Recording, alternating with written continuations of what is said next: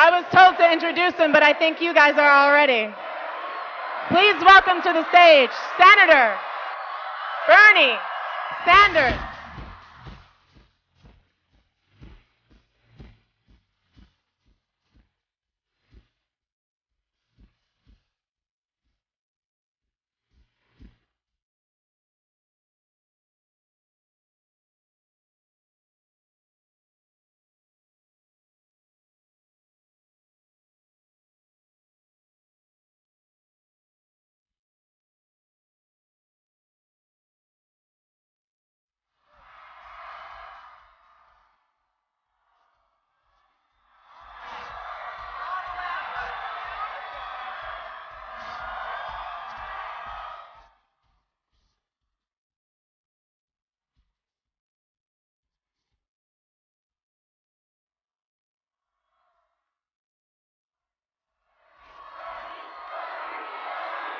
Whoa.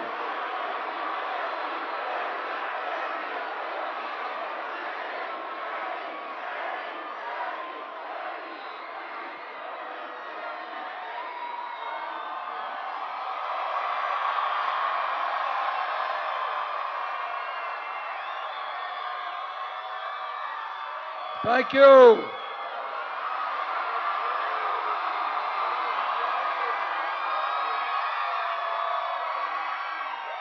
Thank you. Thank you, San Diego. Whoa.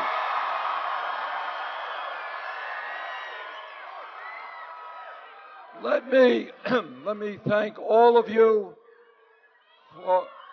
Thank you for coming out tonight. And let me thank Rosario Dawson for that extraordinary introduction.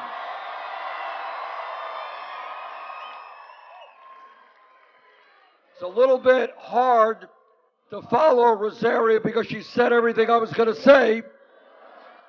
The only thing she didn't say, I think, is not only do we have 9,000 people in this room, we got many thousands more in the overflow room.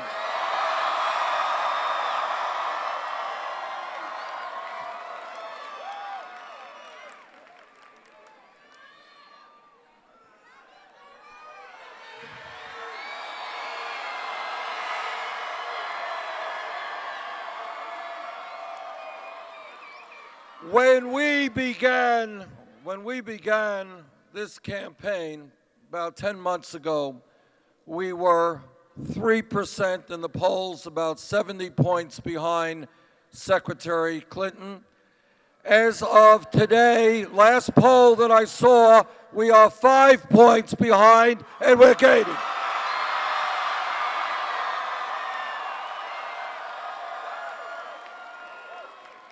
When we began this campaign against the most powerful political organization in the country, we had no money and no volunteers. Now we have hundreds of thousands of volunteers all over this country.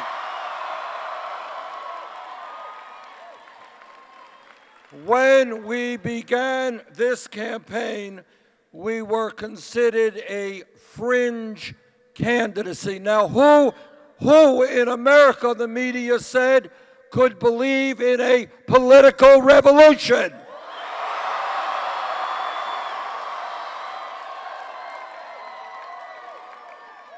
Well, 10 months later, we have now won 10 primaries and caucuses.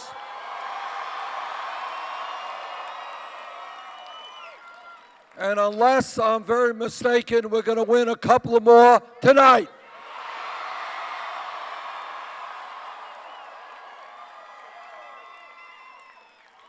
When we began this campaign, we talked about the need for millions of people to become involved in the political process. Tonight in Utah, tonight in Idaho, and tonight in Arizona, there are record-breaking turnouts in terms of voting.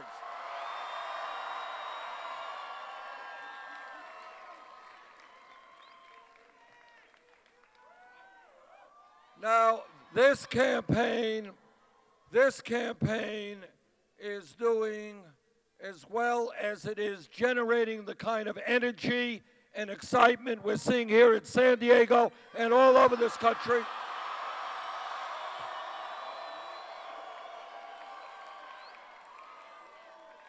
Because we are doing something very unusual in modern American politics. We are telling the truth.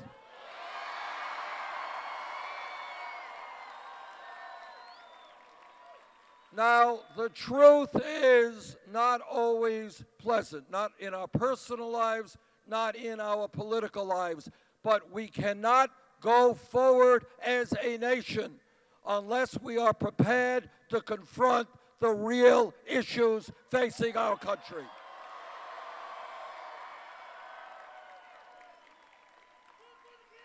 And let me tell you briefly what some of those issues are. Number one, in America today, we are living under a corrupt campaign finance system which is undermining American democracy. Democracy is not a complicated process. It really isn't. It means that you have one vote, you have one vote, you have one vote. You want to vote for me, you want to vote against me, that's fine. But what democracy does not mean is that billionaires can spend unlimited sums of money to elect candidates who represent the wealthy and the powerful. That is not democracy.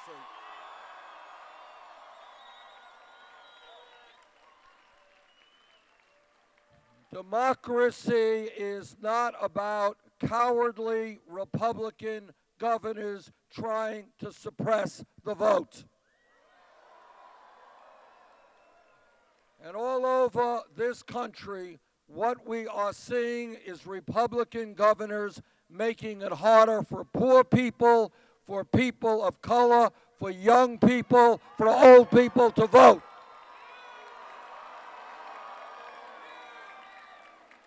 And I say to those cowardly governors, if you are not prepared to engage in a free and democratic election, get another job, get out of politics.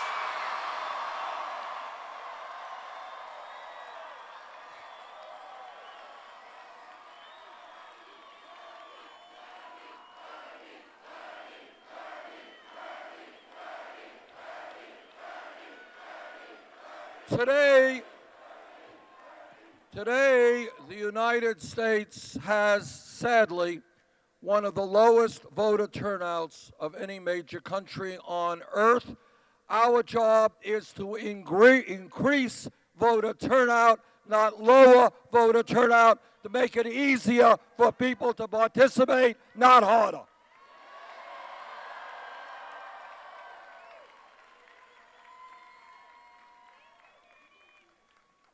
But as Rosario mentioned, this campaign is not just about a corrupt campaign finance system which is undermining democracy.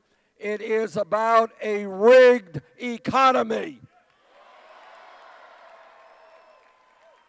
It is about an economy in which the top 0.1% now owns almost as much wealth as the bottom 90%. It is about an economy where the 20 wealthiest people own more wealth than the bottom 150 million people. It is about an economy in which one family, the Walton family owning Walmart, this one family owns more wealth than the bottom 40% of the American people. And what a rigged economy is about is the wealthiest family in this country paying their employees wages that are so low that many of those workers have to go on Medicaid and food stamps. And it is the middle class that pays more in taxes to pay for that Medicaid and food stamps. So I say to the Walton family, get off of welfare, pay your workers a living wage.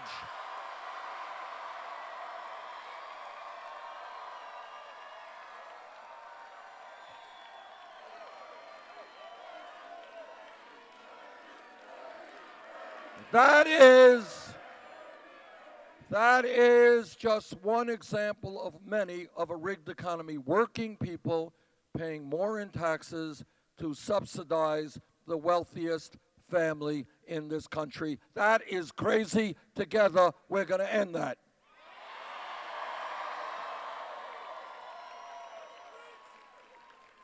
This campaign is about ending a situation in which millions of our people are working longer hours for lower wages. It's about ending a situation where people in America need to work 2 or 3 jobs just to bring in enough income and health care to take care of their families. It's about an economy where mom is working, dad is working, kids are working, marriages are stressed out, kids do not get the attention they need. This campaign is about creating an economy that works for all of us, not just the 1%.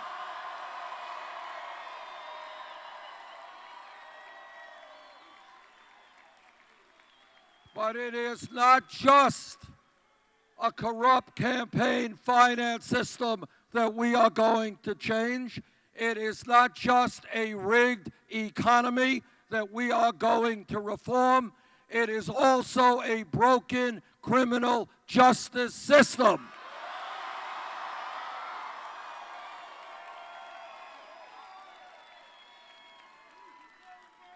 It is not acceptable to me that we have more people in jail than any other country on earth. Not acceptable that we are spending $80 billion a year, $80 billion, to lock up 2.2 million Americans, disproportionately African American, Latino, Native American. This campaign is about real criminal justice reform, real police department reform.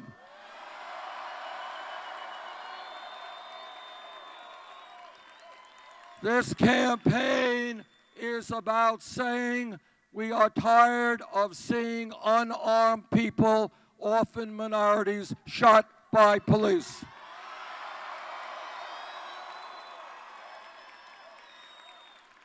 Now, I have been a mayor, and I have worked with police departments all over my state and police departments all over the country. And the truth is, vast majority of police officers are honest and hardworking.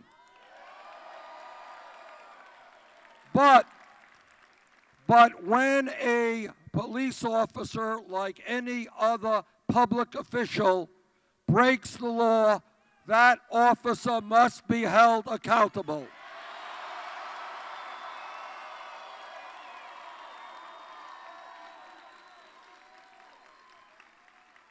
This campaign is about ending the militarization of local police departments. It is about making police departments reflect the diversity of the communities they serve. It is about rethinking the war on drugs.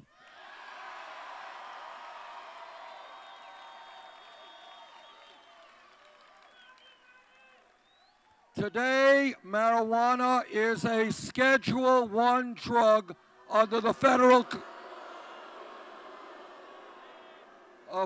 Schedule I drug under the Federal Controlled Substance Act, right alongside of heroin.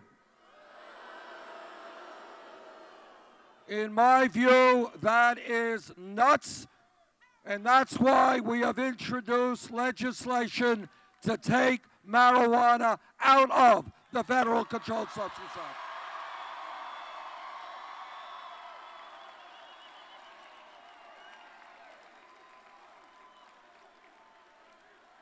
In my state of Vermont, in my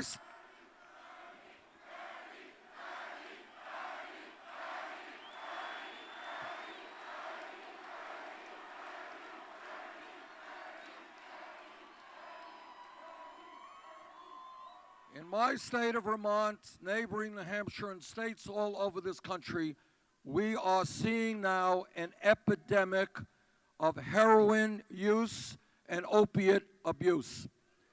In my view, and we are seeing people dying every day from heroin overdose. In my view, when we deal with drug abuse, we have got to deal with it as a health issue, not a criminal issue.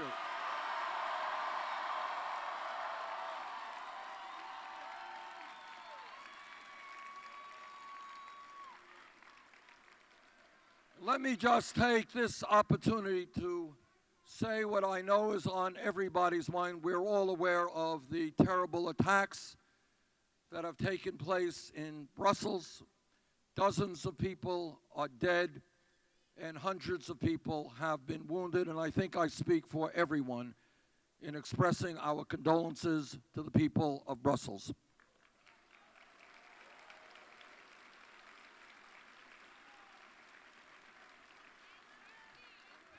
That's right, that's right.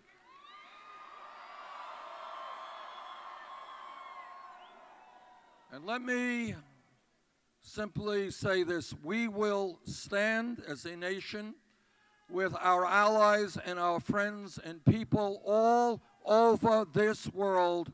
We will stand with them, and we will together crush and destroy ISIS.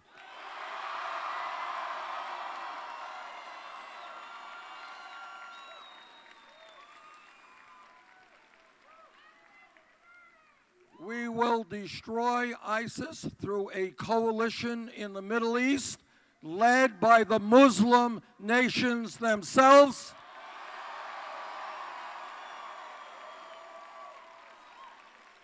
With our support and the support of other powerful nations. But as King Abdullah of Jordan said a few months ago, what is going on there is a fight for the soul of Islam, and the Muslim nations have got to take on ISIS and win that war.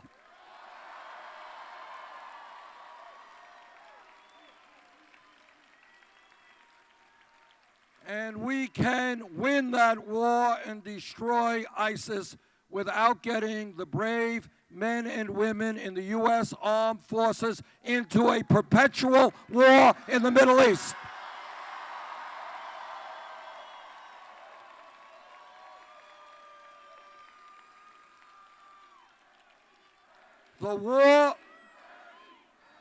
The war in Iraq was one of the worst foreign policy mistakes in the modern history of this country. I voted against that war. And I will do everything that I can to make certain that the United States does not get involved in a similar type war in the future.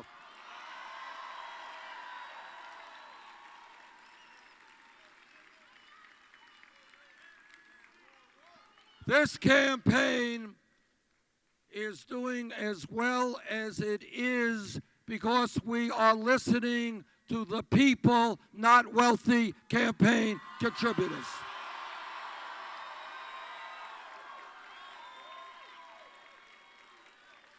And one of the major differences between Secretary Clinton and myself is how we raise the funds we need to run a campaign.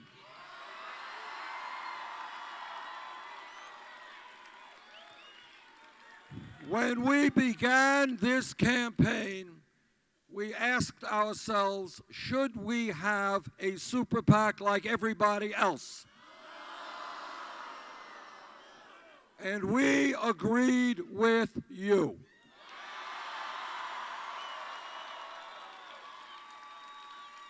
And the way what we did, unlike all other campaigns, is to simply reach out to the American people at BernieSanders.com and say, if you want to support a candidate who is prepared to take on the billionaire class, to take on Wall Street and corporate America, this is your campaign. Join us.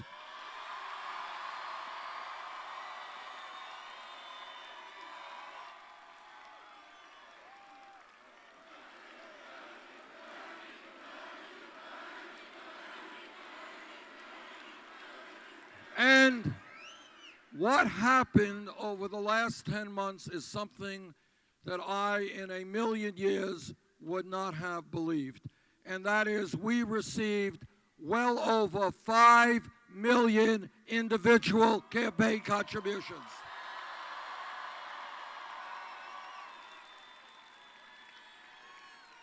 And does anybody know the average contribution?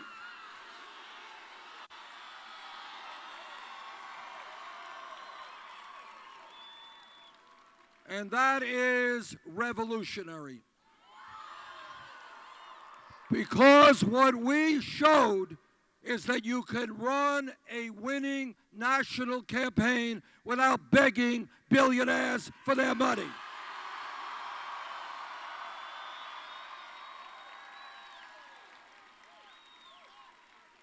Now, Secretary Clinton has chosen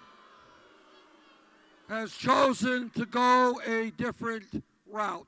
What she has done is established a number of super PACs. Her largest one recently reported raising $25 million from special interest organizations, including $15 million from Wall Street. Now, she has also, as many of you may know, given speeches on Wall Street for $225,000 a speech. Now, what I've said is that if you're going to get paid $225,000 a speech, it must be an extraordinarily brilliant speech.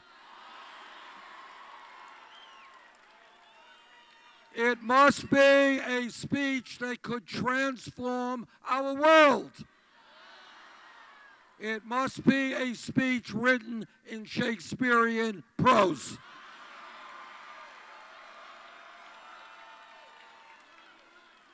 So I think, given what a great speech it must have been, let's release that speech to the American people.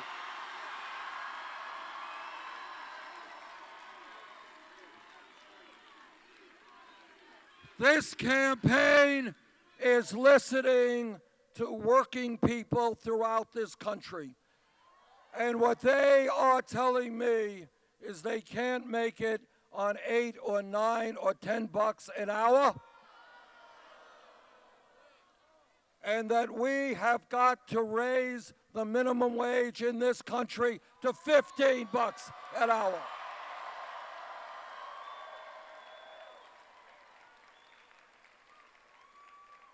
This campaign is listening to disabled veterans and to senior citizens.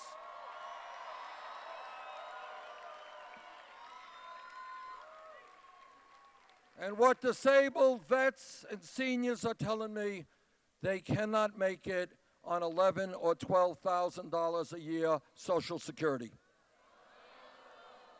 And you know what? Nobody can make it on $12,000 a year Social Security. Now, despite that, we've got Republicans in Congress wanting to cut Social Security benefits. Well, I've got bad news for them. We're not going to cut benefits.